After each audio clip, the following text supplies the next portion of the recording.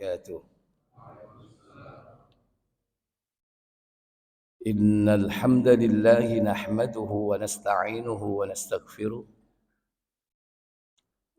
wa na'udzu billahi min sururi anfusina wa min sayyiati a'malina. Man yahdihillahu fala mudilla lahu wa man yudlil fala hadiya lahu. Wa asyhadu an la ilaha illallah wahdahu la syarika lahu wa asyhadu anna Muhammadan abduhu wa rasuluh.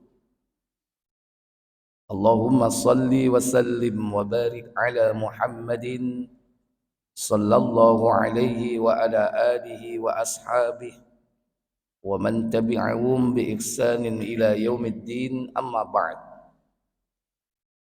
Puja dan puji syukur kita haturkan keharibaan ilahi. Dialah Allah yang bersemayam di atas arasy-Nya, mengampuni dosa, mengabulkan doa setiap saat, khususnya pada saat sepertiga malam terakhir Dia turun ke langit dunia. Semoga Allah tabaraka wa ta'ala memberikan kita nikmat istiqamah dalam iman dan amal soleh yang kita kerjakan sampai datangnya kematian menjemput kita. Dan semoga Allah memberikan nikmat di akhir hidup kita kelak dengan husnul khatimah. Yang kedua, salawat dan salam semoga tetap tercurah kepada junjungan kita baginda Nabi Muhammad sallallahu alaihi wasallam. Demikian pula untuk keluarga beliau, keturunan beliau, para sahabat beliau dan seluruh pengikutnya hingga tegaknya hari pembalasan. Ikhwatal iman, a'azzani Allah wa iyyakum.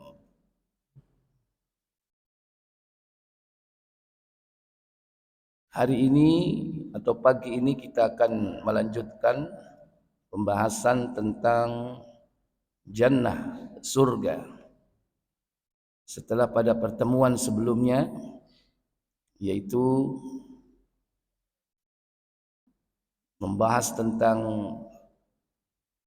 hurul ain, bidadari surga, atau qasiratut tarf, bidadari yang tidak liar pandangan matanya, menundukkan pandangan. Kemudian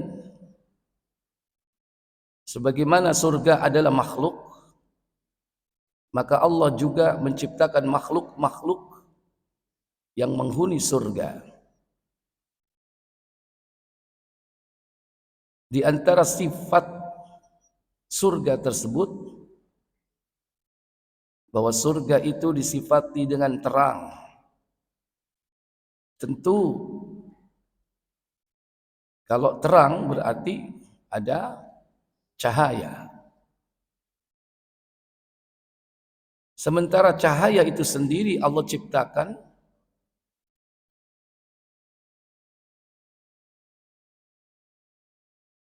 yaitu pada hari Rabu diciptakan cahaya. Di dalam hadis Muslim di nomor 2338,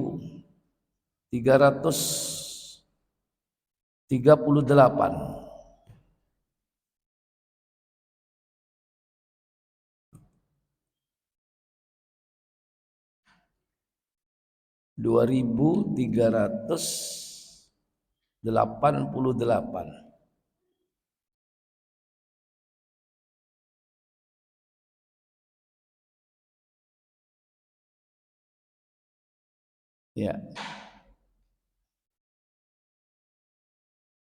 Kejadian alam dan Adam alaihissalam, bahwa cahaya di situ disebutkan dicipta oleh Allah pada hari Rabu.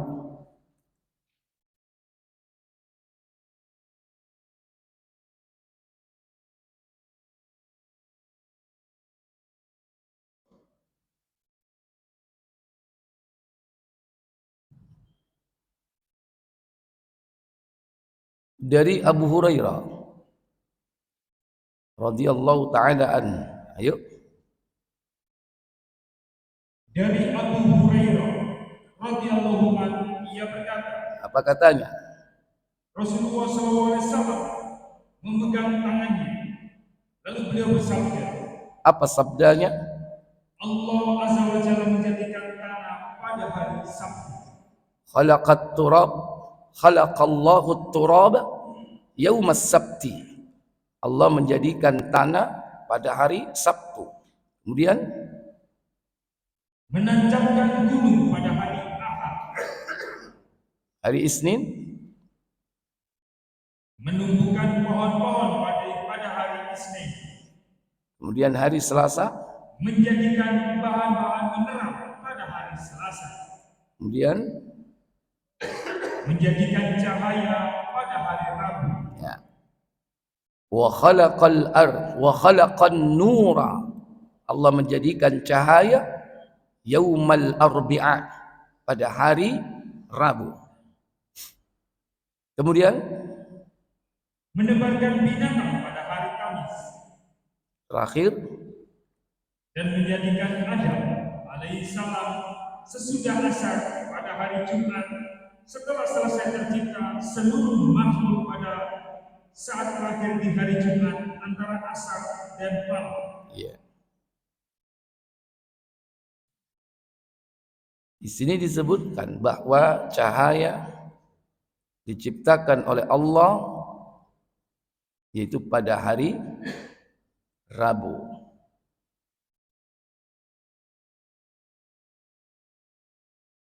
Kemudian dari mana datangnya cahaya yang ada di surga itu? Ibnu Katsir menjelaskan dalam penjelasan yaitu surah Maryam, surah yang ke-19 pada ayat yang ke-62 dan juga 63.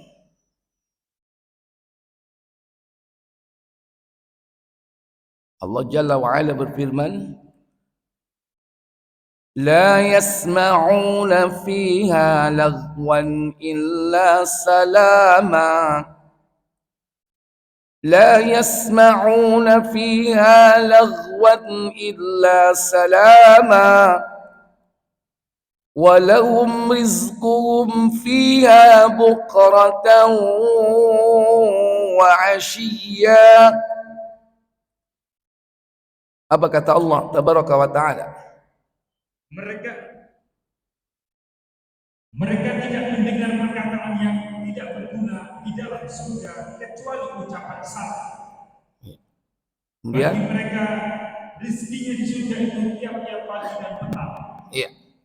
Walahum rizquhum fiha bukratan wa ashiya. Bagi mereka diberi rizki di surga tiap-tiap pagi dan petang. Apa yang membedakan antara pagi dan petang? Kalau di bumi, dalam kehidupan kita di dunia, pagi itu disifati dengan terbitnya apa? Matahari. Dan petang disifati dengan apa? Dengan terbenamnya matahari. Terbit dan terbenamnya matahari. Kalau sekarang disebut dengan pagi dan petang. Apakah di sana demikian? Pagi dan petang disebabkan karena adanya matahari terbit atau tenggelam? Bagaimana penjelasan hal ini? Disebutkan dalam surah Maryam 62. Silakan buka tafsirnya. Firman Allah, mereka tidak mendengar perkataan yang tak berguna di dalam surga, yakni di dalam surga tidak terdapat kata-kata yang kotor, tidak berguna, lagi omong kosong seperti yang banyak didapat di dunia. Ya. Jadi yang pertama disifati bahwa di surga itu tidak ada perkataan sia-sia, perkataan yang tidak berfaedah. yang tidak bermanfaat. Walaupun apa yang disebutkan itu tidak dusta. Walaupun tidak dusta. Memang benar bahwa pemenang Piala Dunia cabang olahraga sepak bola adalah ini dan itu, misalnya. Tidak bohong, memang benar adanya gitu. Tapi pembicaraan seperti itu tidak ada gunanya. Lantas untuk apa kalau udah menang? Yang menang, yang kalah, nggak ada faedah, gitu. Nggak ada gunanya. Tapi bagi orang-orang dunia hari ini, ketika itu terjadi, mungkin manfaat bagi mereka. Bisa manfaat positif, bisa manfaat negatif. Kira-kira banyak positifnya atau negatifnya? Hah? Apalagi bicara menang dan kalah, bintang pujaannya berhubungan dengan menang dan kalahnya perjudian. Malah dosa malah. Seandainya tidak berbicara tentang perjudian, tidak berhubungan dengan maisir sama sekali, membicarakan seperti itu mubah gitu. Tapi perkara mubah itu sia-sia kalau tidak mendatangkan pahala. Makanya orang-orang yang ingin hidupnya bermakna itu meninggalkan perkataan yang sia-sia, perbuatan yang sia-sia. Sebagaimana Nabi sallallahu alaihi wasallam bersabda dalam hadis Tirmizi di nomor 2300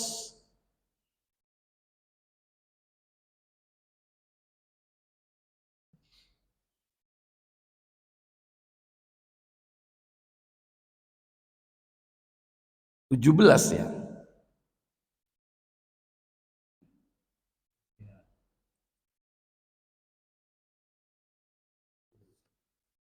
(2317) ya. Ya. 2317. Silakan. Dari Abu Hurairah radhiyallahu anhu, ia berkata, Apa katanya? Rasulullah SAW bersabda, Apa sabda beliau? Di antara bagusnya keimanan seseorang adalah meninggalkan apa yang tidak bermanfaat baginya. Iya. Min husni islamil mar'i tarkuhu ma la ya'ni. Di antara bagusnya keimanan seorang muslim adalah apabila dia meninggalkan perkataan, perbuatan yang tidak bermanfaat. Apa yang tidak bermanfaat? Yang tidak mendatangkan pahala. Min husni islamil mar'i tarkuhu ma la ya'ni. Maka hal ini sudah dilakukan oleh orang-orang mukmin ketika di dunia. Sehingga mereka terbiasa. Nanti kelak di surga memang tidak ada perkataan yang tidak manfaat. Setiap kalimat ucapan itu mesti mengandung manfaat. Tidak ada perkataan yang sia-sia. Minimal apa? Zikir, zikrullah, mengingat Allah. Karena zikir di surga itu bagaikan nafas, menghirup dan mengeluarkan udara. Seperti itu zikir di surga. Kadang kalau kita zikir ini waktu sholat zikir, setelah sholat juga zikir. Tapi banyak lupanya timbang zikirnya. Makanya di situ disebutkan la yasma'una fiha laghwan. Tidak ada di dalamnya perkataan laghwan yang sia-sia. Kecuali ucapan salam. Maka orang-orang yang sudah mempersiapkan diri menjadi calon penghuni surga Firdaus, kata Allah, ciri mereka dalam surah 23 apa? walladzina hum 'anil lagwi mu'ridun.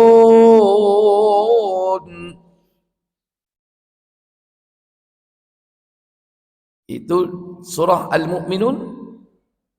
Ada ayat yang pertama, kemudian ayat yang kedua, kemudian ayat yang ketiga. Apa kata Allah Jalla wa'ala? Sesungguhnya beruntunglah orang-orang yang beriman, alladzina hum fi salatihim khashi'un, yaitu orang-orang yang khusyuk dalam sholatnya, walladzina hum 'anil lagwi mu'ridun, dan orang-orang yang menjauhkan diri dari perbuatan dan perkataan yang tiada berguna. iya, sama. Al-laghw apa? Perbuatan, perkataan yang tidak berguna. Pada ayat 10 nanti mereka adalah orang-orang yang akan mewarisi surga Firdaus. Baik. Kemudian bagaimana selanjutnya? Ibnu Katsir menjelaskan dalam tafsir beliau, walahum rizquhum fiha walahum rizquhum fiha bukratan wa ashiya. Tadi 62 tetap lanjutannya tafsir tadi. Firman Allah, kecuali ucapan salah, istina atau pengecualian ini bersifat mutatil. Makna ayat ini sama dengan apa yang disebutkan dalam ayat yang lain, yaitu Quran Surat Al-Waqiah ayat 25 hingga 26. Mereka tidak mendengar di dalamnya perkataan yang sia-sia dan tidak pula perkataan yang menimbulkan dosa, tetapi mereka mendengar ucapan salah. Adapun firman Allah selanjutnya, bagi mereka istrinya di surga tiap-tiap pagi dan petang, yaitu semisal dengan waktu pagi dan waktu petang. Hal ini bukan berarti bahwa di surga ada siang dan ada malam, ya. Tapi bukan berarti kalau ada pagi ada petang, di surga ada siang ada malam. Tidak. Di surga tidak ada siang dan tidak ada malam. Lanjut. Diulangi lagi coba. Yaitu semisal dengan waktu pagi dan waktu petang. Hal ini bukan berarti bahwa di surga ada siang dan ada malam, tetapi mereka berada dalam waktu-waktu yang silih berganti. Mereka mengetahuinya melalui sinar dan cahaya yang beraneka ragam. Iya, mereka mendapatkan cahaya atau sinar yang beraneka ragam. Kita tidak tahu seperti apa bentuk cahayanya, warnanya. Cahaya itu silih berganti. Dan itu sudah pernah dilihat oleh Nabi ketika beliau di Sidratul Muntaha. Warna-warni yang berubah-ubah. Jadi cahaya yang ada itu memang Allah jadikan sebagai penerangan. Bukan sebagaimana di dunia adanya cahaya itu menandakan adanya siang dan malam. Sementara di surga tidak ada siang dan malam.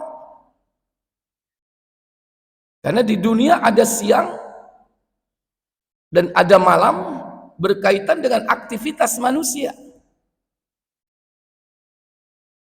Kalau siang mencari maisha, di surga nggak perlu mencari maisha.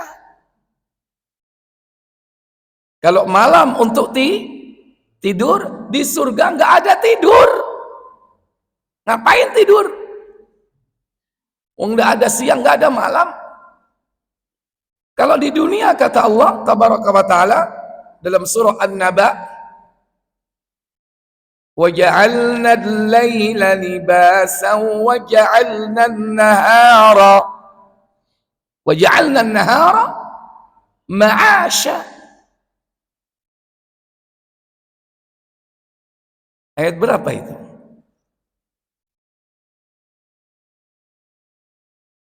9 atau 11?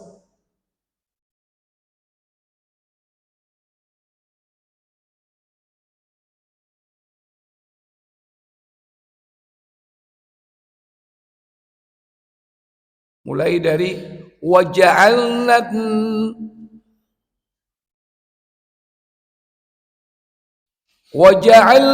naumakum subata. 9 ya. Coba baca. Dan kami jadikan tidurmu untuk istirahat. Nah, kami jadikan tidurmu untuk istirahat. Itu di mana? Dunia. Ngapain di surga pakai tidur?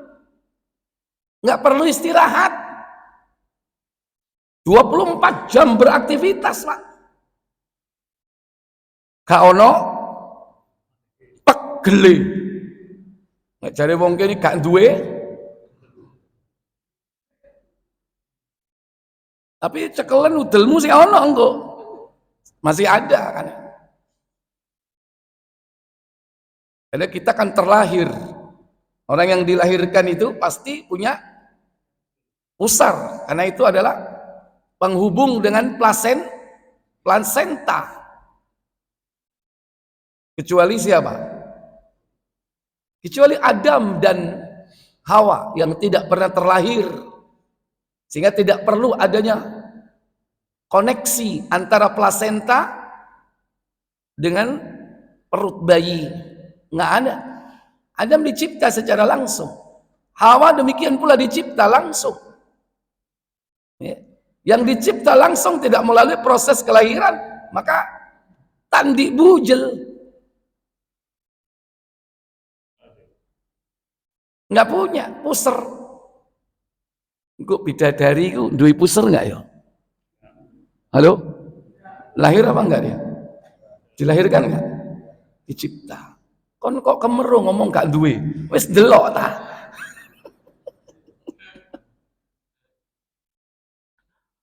Ya, ini kan pakai kebiasaan logika di dunia. Jadi di dunia manusia tidur karena dia capek, ada batasnya, ada kemampuannya. Nggak bisa orang umur 60 tahun full, 60 tahun beraktivitas, bekerja. Mesin itu akan apa? Rusak. Di sana tidak. Siang dan malam beraktivitas. Tidak ada tidur. Tidur di dunia dijadikan istirahat. Ayat berikutnya, وَجَعَلْنَا اللَّيْلَ لِبَاسًا وَجَعَلْنَا النَّهَارَ مَعَاشًا. Apa katanya? Dan kami jadikan malam sebagai pakaian, dan kami jadikan siang untuk mencari penghidupan. Ngapain di surga nyambut gawe? Nggak ada, Pak. Di sana semua sudah tersedia. Tapi ada dalam satu riwayat bahwa ahli surga itu karena di dunia dulu berkarya dengan memakmurkan bumi, mereka minta kepada Allah supaya apa? Bercocok tanam. Sampai seperti itu, Pak. Mungkin untuk menyalurkan apa? Apanya? Bakat. Bakatnya, skillnya, atau kebiasaannya di dunia yang dia memakmurkan bumi Allah ini, dia pengen bercocok tanam.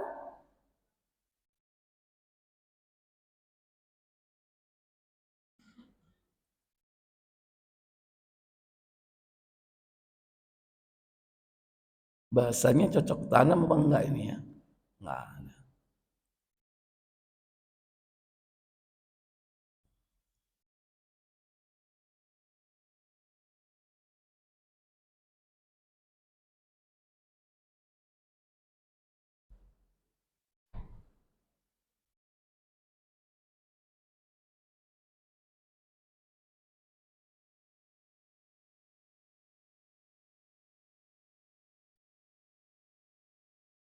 Ya, bukan di Tirmidzi. Kalau nggak salah di Musnad Imam Ahmad. Baik. Kembali ke rizki mereka setiap pagi dan petang. Di surga tidak ada siang dan malam. Tetapi Allah jadikan surga itu terang. dengan cahaya yang Allah curahkan dengan beraneka warna. Karena siang dan malam tidak penting bagi mereka, orang-orang ahli surga. Karena tidak ada aktivitas khusus sebagaimana di dunia, bahwa siang mencari maisha, malam istirahat. Di surga tidak seperti itu.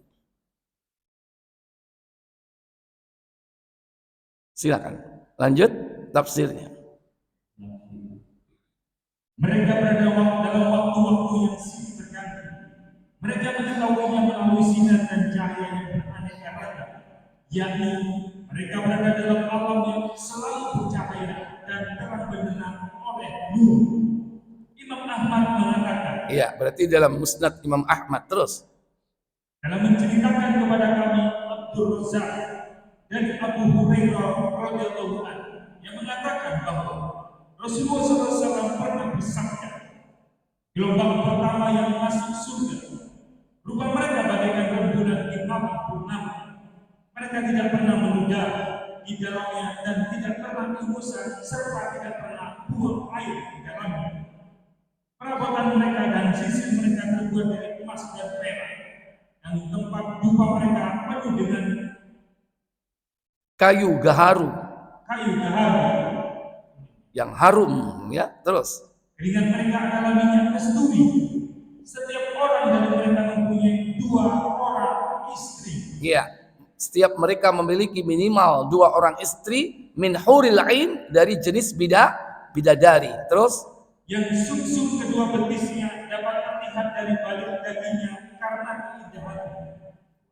Terus tidak ada perselisihan dan tidak ada pertengkaran di antara mereka. ya, bahkan kemarin ada ibu-ibu ketika menerangkan tentang surga, boleh gak Ustadz di sana kita sekarang kita berdoa, wahai Allah, jadikanlah aku satu-satunya istri suamiku di surga. Saya jawab, Bu, silakan doa seperti itu, tapi kalau suami ibu masuk surga, pasti nanti dikasih istri bidadari minimal 2. Nah, tak tunjukkan riwayat hadis ini, ya kan? Jadi nggak ada gunanya ibu berdoa seperti itu, tapi boleh-boleh aja berdoa, wahai Allah, jadikanlah suamiku satu-satunya, jadikan aku sebagai satu-satunya istri di surga. Silakan. Nah, tak tunjukkan hadis yang lain, sekalipun istri dari suami ibu itu nanti banyak, mereka tidak saling mengenal satu dengan yang lain, nggak ketemu satu dengan yang lain, sehingga apa? Masing-masing merasa bahwa dia adalah satu-satunya istri. Makanya dibagi-bagi itu kemahnya, ya. Kemahnya aja 60 mil atau 90 kilo diameternya, itu kemahnya. Yang di situ kemudian diberi beberapa istri, ditempatkan di situ. Sebagaimana dalam hadis Muslim, coba dibuka 2430.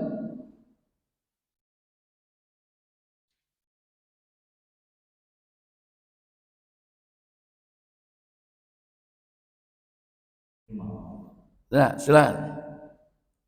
Dari Abdullah bin Qais radhiyallahu anhu, dari bapaknya, dari Nabi SAW, beliau bersabda, apa sabda beliau? Bagi seorang mukmin disediakan di surga sebuah khaimah dari sebuah mutiara yang berlobang. Terus panjangnya 60 mil. Iya.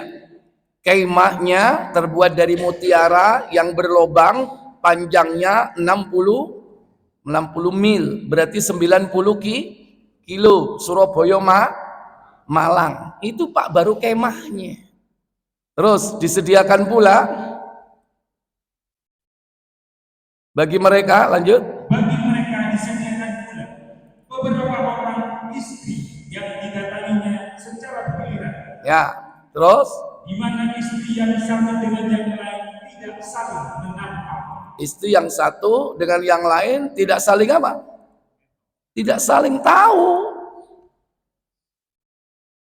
Nggak tahu. Meskipun banyak istrinya nggak tahu.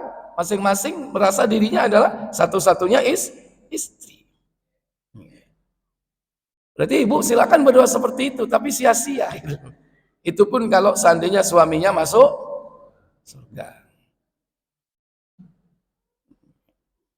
Ya mungkin karena cinta banget sama suaminya, ya kan nggak pengen dia punya istri yang lain. Lagian di surga loh Bu, seandainya itu terjadi, ibu nggak akan cemburu. Karena tadi diterangkan tidak apa? Tidak saling konkiren tadi itu, atau tidak saling apa tadi? Iri dan sebagainya. Baik, kembali ke tafsir Ibnu Katsir. Hati mereka sama dengan hati seorang lelaki. Mereka bertasbih, menyucikan Allah setiap pagi dan petang. Sebagaimana yang dulu dia lakukan di dunia, mereka bertasbih, mensucikan Allah setiap pagi dan petang. Makanya zikir pagi dan petang itu amalan ahli surga. Maka siapa saja yang berharap surga, trainingnya mulai sekarang di dunia. Membiasakan diri untuk itu. Membiasakan diri jadi orang baik, jadi orang yang penuh dengan ketaatan kepada Allah. Berusaha untuk menjaga kesucian diri, karena di sana seperti itu.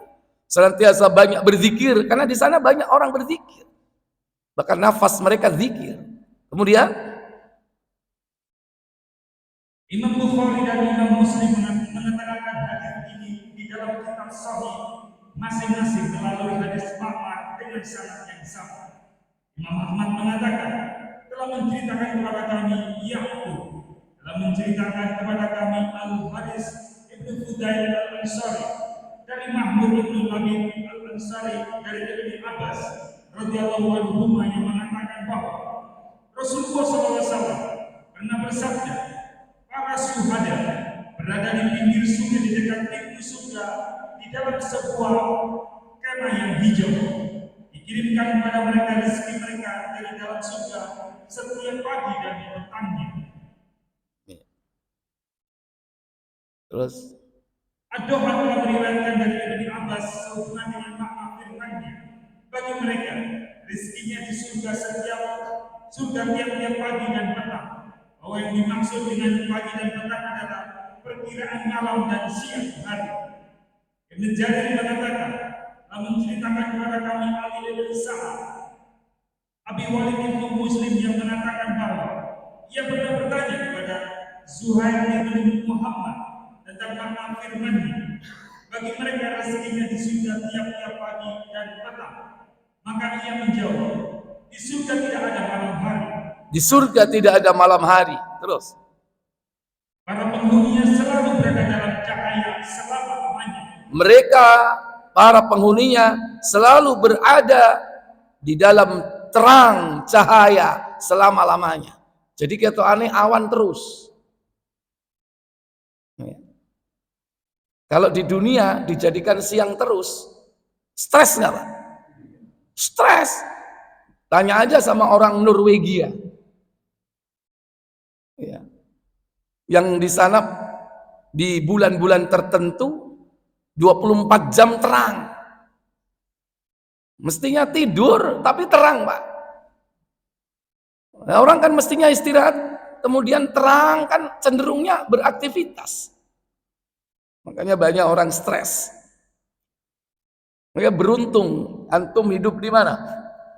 Di Indonesia, antara siang dan malamnya seimbang. Makanya nyambut gawe ini ambek turune podo ya kan? Iya, beruntung antum.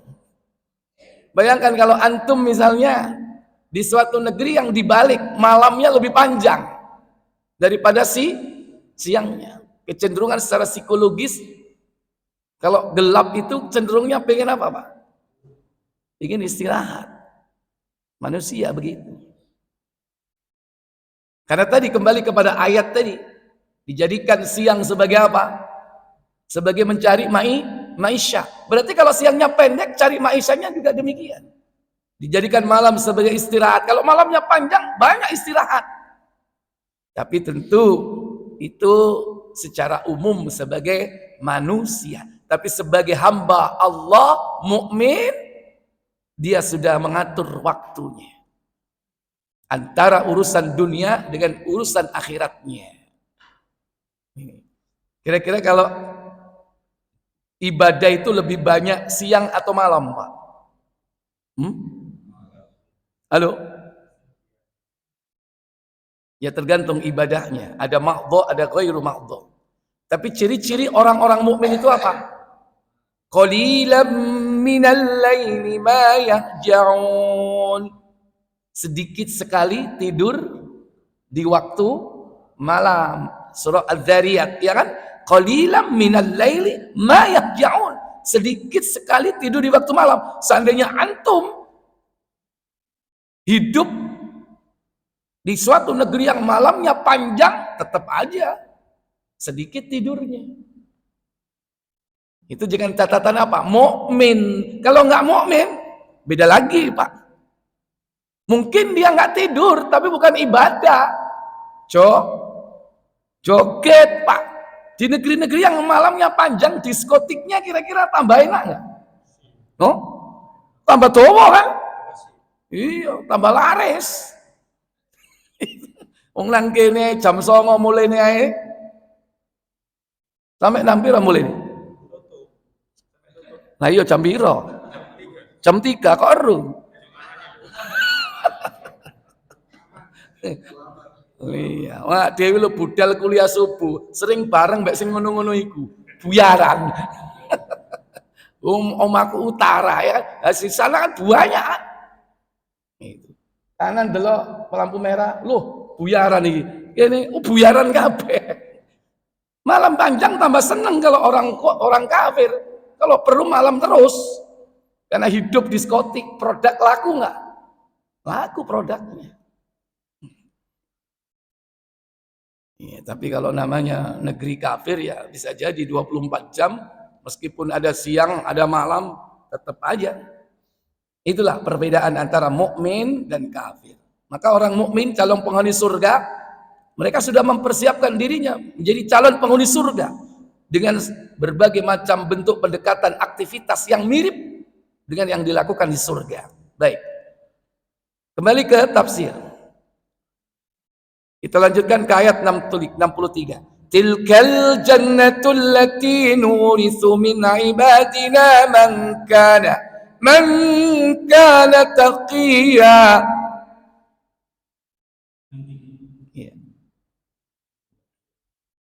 Itulah surga yang akan kami wariskan kepada hamba-hamba kami yang selalu bertakwa. Tafsir. Artinya surga yang telah kami sebutkan gambarannya dengan gambaran yang agung itu akan kami anugerahkan kepada hamba-hamba kami yang bertakwa. Mereka adalah orang-orang yang taat kepada Allah Subhanahu wa taala dalam suka dan duka. Dalam suka dan duka dia tetap tidak berubah. Taat kepada Allah. Duwe-duwe sembahyang subuh berjamaah. Gak duwe-duwe tetap sholat subuh berjamaah. Dalam suka dan duka. Justru pas gak duwe-duwe malah sering nang masjid. Soalnya apa? Karena hatinya menjadi tenang. Sementara cenderung orang nggak punya fulus itu sumpah nggak, Pak? Sumpah. Minta kepada Allah Jalla wa'ala ketenangan jiwa, ketenangan hati. Nah sampean gak duwe-duwe justru ke tempat maksiat, gimana kira-kira? Tambah sumpah pasti. Ya. Lihat kanan kiri dunia semuanya. Antum gak duwe fulus melihat dunia yang selalu berusaha untuk ngiming-ngimingi kesenangan dunia, tambah pusing akhirnya. Sampean gak duit-duit melaku-melaku nang mall, tambah ngeluh gak? Tambah ngeluh. Delok kanan kiri tambah sumpah gitu. Solusinya di mana? Dekat dengan Allah tabaraka wa taala. Dia beribadah baik dikala suka dan duka. Itulah orang bertakwa, menunjukkan apa? Sifat istiqamah. Yunfikuna fis sarra wad dharra. Dia menginfakkan hartanya di waktu lapang maupun di waktu sempit. Baik, lanjut. Mereka adalah orang-orang yang taat kepada Allah SWT dalam suka dan duka, lagi mampu meredam amarahnya, serta suka memaafkan orang lain. Dan seperti apa yang disebutkan oleh Allah SWT di dalam surat Al-Mu'minun, Quran ayat 1 dan 2, sesungguhnya beruntunglah orang-orang yang beriman, yaitu orang-orang yang khusyuk dalam sholatnya, sampai dengan firman Allah, yaitu Quran surat Al-Mu'minun ayat 10 hingga 11. Mereka itulah orang-orang yang akan mewarisi, yaitu yang akan mewarisi surga Firdaus. Mereka kekal di dalamnya. Baik. Kemudian berikutnya bau surga. Kira-kira bau surga itu wangi apa enggak? Enggak usah ditanya. Pasti semua akan menjawab. Sebelum ditanya, pasti wangi. Ini sifat bau surga. Sering kita dengar bau surga, bau surga, bau surga. Orang yang berada di alam kubur, ketika dia mampu menjawab pertanyaan mungkar dan nakir, dia sudah dikasih icip-icip bau surga. Apa icip-icip itu? Tester. Dikasih tester bau surga. Ya.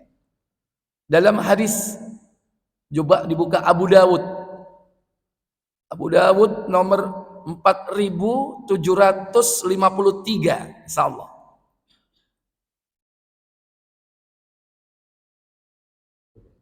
Iya.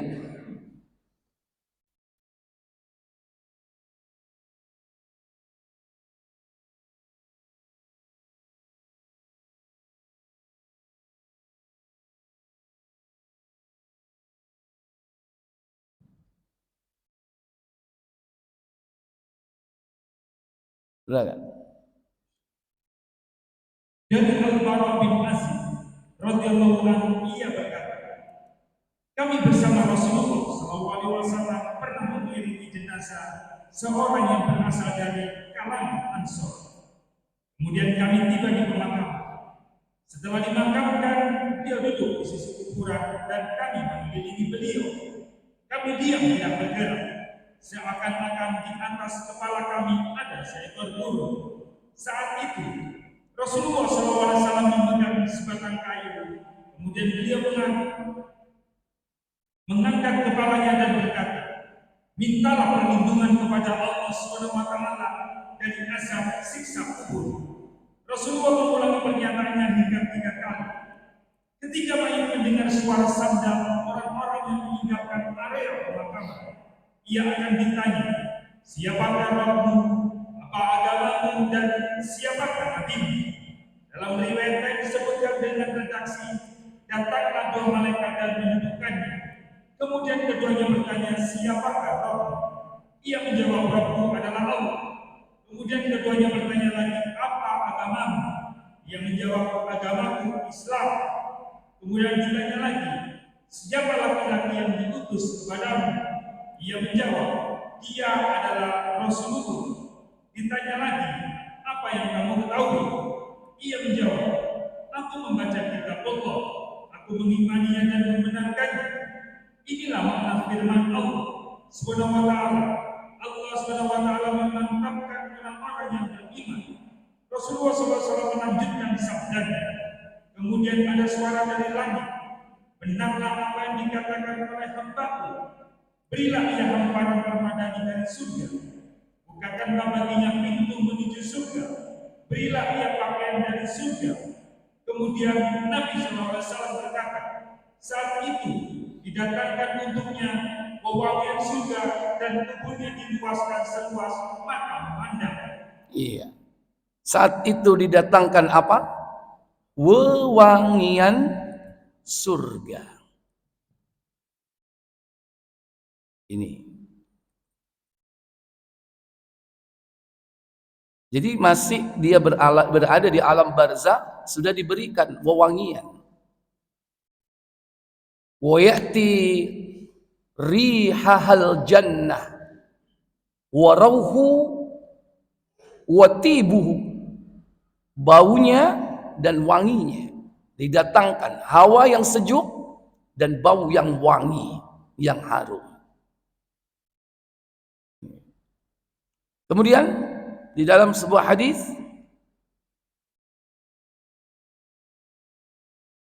yang panjang, baik, kita coba tafsirnya saja. Buka surah Al-Ahzab 33 ayat 23. Baca tafsirnya nanti. 33 Al-Ahzab ayat 23. Allah tabaraka wa taala berfirman, "Wa minal mu'minina rijalun sadaqu ma 'ahadullah 'alaihi faminhum man qada nahbahu wa minhum man yantazir wa ma baddalu tabdila." Apa kata Allah?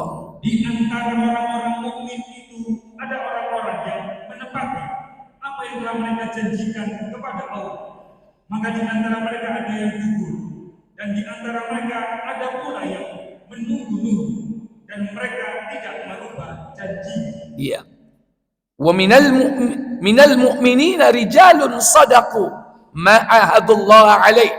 Di antara orang-orang mukmin itu ada orang-orang yang menepati apa yang telah mereka janjikan kepada Allah.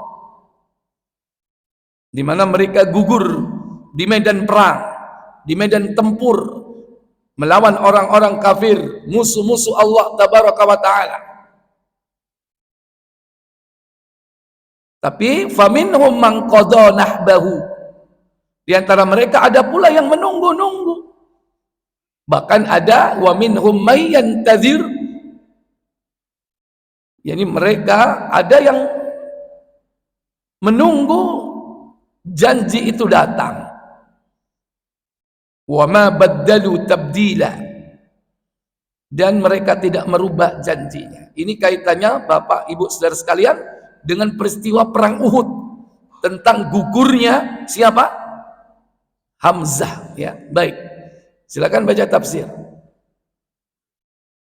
Setelah menceritakan perihal orang-orang munafik, mereka telah merusak perjanjian mereka sendiri yang telah mereka ikrarkan kepada Allah, bahwa mereka tidak akan lari dari medan perang.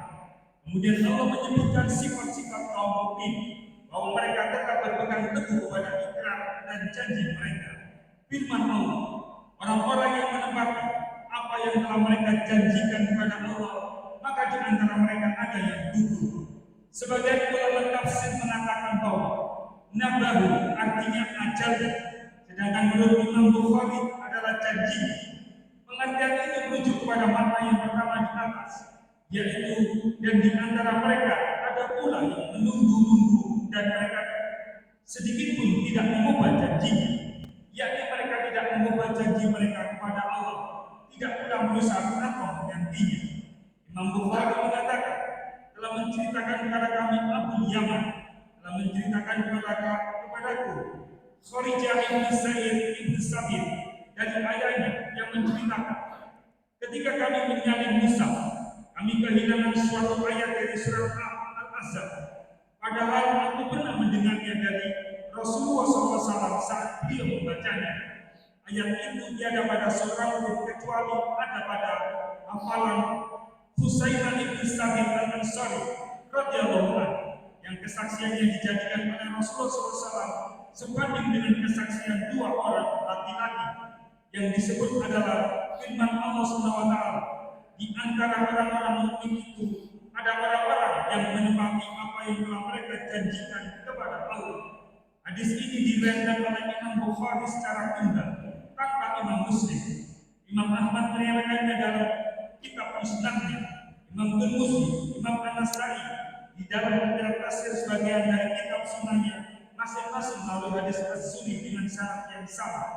Imam Bukhari mengatakan pula, telah menceritakan kepada kami Muhammad ibn Bashar, telah menceritakan kepada kami Muhammad ibn Abdullah al-Ansari dari Anas ibn Malik radhiyallahu anhu mengatakan bahwa Kami memandang ayat ini diturunkan berkenaan dengan Anas bin Nadir radhiyallahu anhu, yaitu firman Allah, di antara orang-orang mukmin itu ada orang-orang yang menepati apa yang telah mereka janjikan kepada Allah. Belum sampai poinnya, lanjut. Imam Ahmad mengatakan, telah menceritakan kepada kami Hashim bin Qasim dari Sabit yang mengatakan bahwa sahabat Anas pernah menceritakan bahwa pamannya, yaitu Anas bin Nadir radhiyallahu anhu, yang namanya sama dengannya, tidak ikut dengan Rasulullah SAW dalam perang Badar. Ya, dia tidak ikut perang Badar. Anas bin An-Nadir, ya, diceritakan oleh Anas dalam hal ini. Jadi bukan Hamzah ya, tapi Anas bin An-Nadir. Terus sehingga ia mengalami tekanan batin karenanya. Kemudian Anas bin Nadir mengatakan, aku tidak ikut perang dengan Rasulullah SAW dalam perang yang diikuti olehnya. Sesungguhnya, jika Allah SWT memberikan kesempatan kepadaku dalam perang lain sesudah perang ini, aku akan ikut dengan Rasulullah SAW. Dan sungguh Allah akan menyaksikan apa yang akan kuperbuat dalam perang tersebut. Ia tidak berani mengatakan hal yang lebih banyak dari itu. Dalam perang Uhud ia ikut dengan Rasulullah SAW, dan ia berpapasan dengan Mu'adz bin Jabal radhiyallahu anhu. Ia berkata kepadanya, apa kata Anas bin An-Nadir kepada Mu'adz bin Jabal? hai Abu Amr, nama julukan Mu'adz, kemanakah engkau lari? Sesungguhnya aku benar-benar menembus angin surga dari arah bukit Uhud ini. Nah, itu ucapannya. Itu bukan bohong itu. Sesungguhnya aku merasakan angin surga dari arah mana? Bukit Uhud. Dari arah bukit Uhud. Dia sudah mencium bau surga. Terus? Maka Anas bin Nadir maju memasuki barisan musuh hingga dia duduk di jalan Allah. Langsung dia merangsek ke depan, masuk ke barisan musuh, dan akhirnya dia gugur. Mati apa? Syahid. Rata-rata mereka yang mati syahid itu Pak sudah dikasih apa? Tester bau apa? Bau surga Pak. Tapi kan kita nggak bisa nanya, wangi ini opo? Melati opo mawar? Wangi ini koyok parfum opo? Kan enggak kan? Nggak bisa tahu. Kenapa? Karena orang yang mendapatkan seperti itu mesti nggak lama mati. Nah wis mati so ditakoi nggak? Gak iso. Ya kita nggak tahu baunya seperti apa. Karena nggak ada orang yang testimoni tentang bau surga itu seperti apa. Dirahasiakan bagi orang yang hidup. Kalaupun diberikan kepada orang yang hidup, pasti nggak lama dia mati. Dan mati dalam baik apa tidak? Mati dalam kebaikan. Kalau nggak mati syahid, ya mati husnul khatimah. Berarti bayu surga itu diberikan kepada orang-orang yang hidup, yang Allah kehendaki, dan Allah tabaraka wa ta'ala memberikan karunia setelahnya sebagai keutamaan. Nah, jangan sampai kita ini Pak tidak mendapatkan bau surga. Karena Nabi pernah mengatakan ada dua kelompok manusia yang diharamkan mencium bau surga. Satu laki, satu perempuan. Buka Sahih Muslim nomor 2004.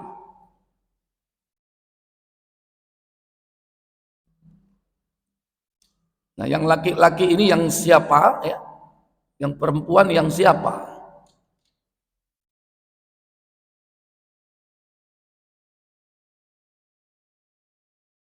Silakan. Dari Abu Hurairah radhiyallahu anhu, ia berkata, Rasulullah SAW bersabda. Apa sabda beliau sallallahu alaihi wasallam?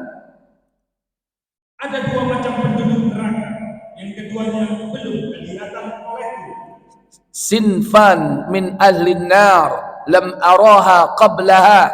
Ada dua penduduk neraka yang belum pernah aku lihat sebelumnya.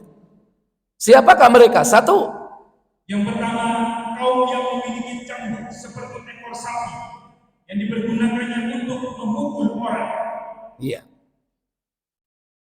Orang yang diberikan kekuasaan, diberikan wewenang, diberikan kekuatan, tapi dia pakai untuk mendolimi orang lain. Digambarkan dia memiliki cambuk seperti ekor sapi. Itu kiasan yang dipakai untuk memukul orang.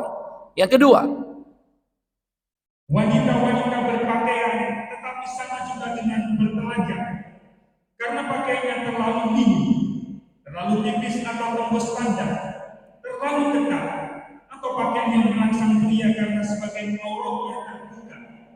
Dan wanita-wanita semuda dirayu atau suka merayu. Rambut mereka disasak bagaikan bulu unta. Wanita-wanita tersebut tidak dapat masuk surga, bahkan tidak dapat mencium bau surga. Bahkan tidak dapat mencium bau surga. Padahal bau surga dapat dicium dari jarak yang sangat jauh. Padahal bau surga dapat dicium dari jarak yang sangat jauh.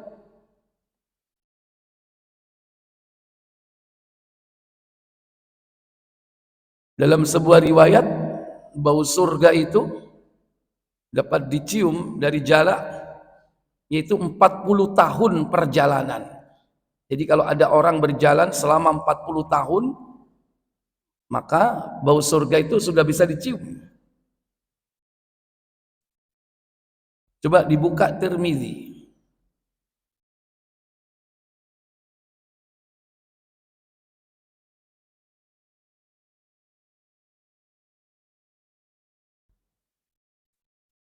Nomornya nggak cocok.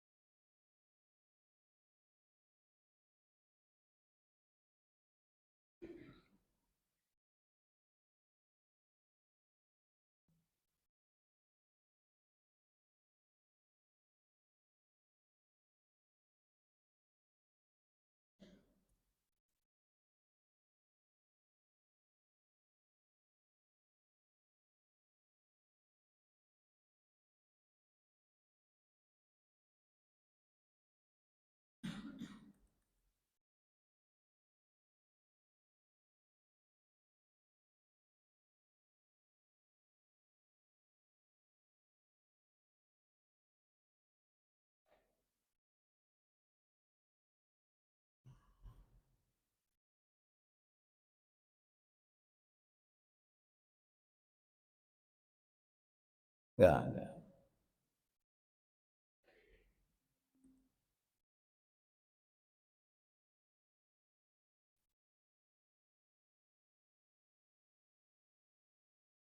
Baik. Di dalam Al-Quran, wewangian itu disebut dengan raihan. Dalam surah Al-Waqi'ah, surah Al-Waqi'ah 55.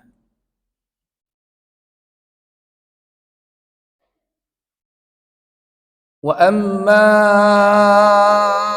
in kana minal muqarrabin farauhu wa raihanu wa jannatu na'im. Ayat berapa itu ya?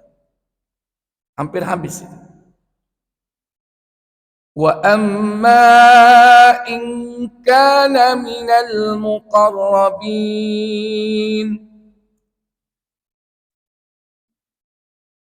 Berapa?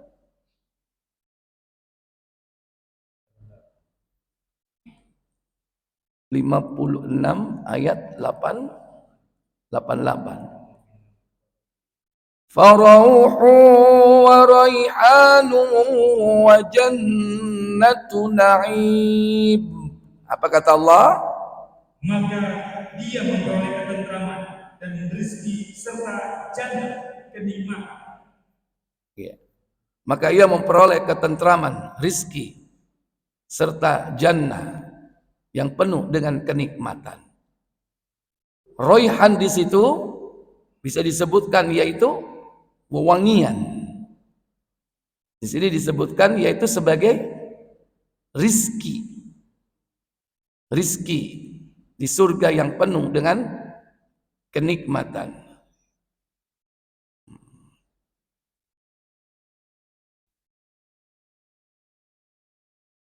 Di antara yang lain, orang yang tidak mampu mencium bau surga itu laki-laki yang membiarkan anggota keluarganya melakukan pelanggaran syariat, tapi dia biarkan. Namanya dayus. Dayus. Kalau tadi wanita yang mengumbar aurat itu namanya apa? Nuzuz. Nuzuz, durhaka. Kalau laki-laki apa? Dayus, bukan jayus loh ya. Iku jenenge wong. Pakai dal.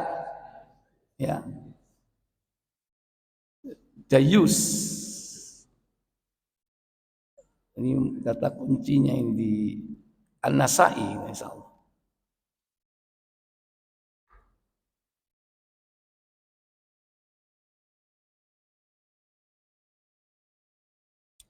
Baik, mungkin sampai di sini dulu pembahasan kita ya tentang cahaya surga dan bau wewangian surga. Yang jelas bahwa wewangian surga itu wewangian yang tiada tara yang akan diberikan kepada calon-calon penghuninya, baik ketika dia masih berada di dunia, terutama bagi mereka yang diberikan mati sebagai syuhada, sudah dikasih tester bau surga.